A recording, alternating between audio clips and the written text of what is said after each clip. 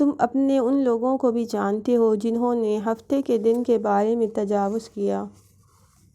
لہٰذا ہم نے ان سے کہا کہ بندر بن جاؤ، ذلیل اور خوار۔ اصحاب سبت کا انجام۔ بنی اسرائیل کو یہ حکم دیا گیا تھا کہ وہ ہفتے کے دن کاروبار نہیں کریں گے، بلکہ اس دن چھٹی کریں گے اور نہ اس دن شکار کریں گے، اور یہ دن ان کے آرام اور اللہ کی عبادت کا دن تھا۔ اور تورات میں بھی یہ وضاحت ہے کہ جو شخص بھی اس مقدس دن کی حرمت کو توڑے گا وہ واجب القتل ہے۔ لیکن یہودیوں نے اس دن کاروبار بھی کھلے رکھے اور اس دن شکار کرنے کے حیلے بہانے بھی تراشے۔ اس سلسلے میں ہی سورہ اعراف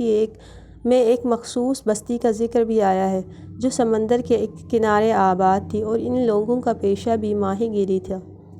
لیکن اکثر ایسا ہوتا تھا کہ مچھلیاں جس دن 6 دن تو وہ مچھلیاں پانی میں چھپی رہتی تھیں، اور ہفتے کے دن پانی کی سطح پر وہ سینہ تان کر تیرتی پھرتی تھیں۔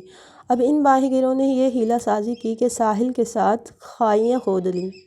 اس میں پانی آتا تو ساتھ مچھلیاں بھی آ جاتیں، اور دوسرے دن یہ لوگ ان مچھلیوں کو پکڑ لیتے۔ ان بستی والوں کے 3 گروہ بن گئے تھے۔ ایک تو وہ گروہ تھا جو مجرم تھا، جو اس حیلہ بہانے سازی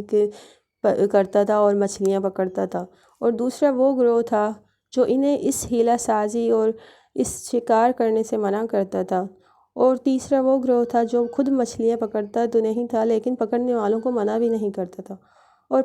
منع کرنے والوں سے کہتا تھا کہ تم ان لوگوں کو کیوں منع کرتے ہو جو باز آنے والے نہیں ہیں، اور ان پر اللہ کا عذاب آنے والا ہے۔ اور منع کرنے والے یہ جواب دیتے تھے کہ ہم اس لیے منع کرتے ہیں کہ ہم اپنے رب کے حضور معذرت پیش کر سکیں، اور دوسرا یہ کہ شاید یہ لوگ باز آ جائیں اس کام سے۔ پھر اس قوم پر عذاب نازل ہوا تو اس عذاب سے صرف منع کرنے والا گروہ بچا لیا گیا، اور خاموش رہنے والے اور مجرم دونوں گروہوں پر عذاب نازل ہوا،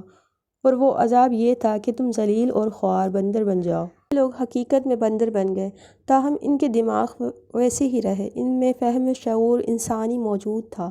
وہ ایک دوسرے کو پہچانتے بھی تھے اور ایک دوسرے کو دیکھ کر روتے بھی تھے،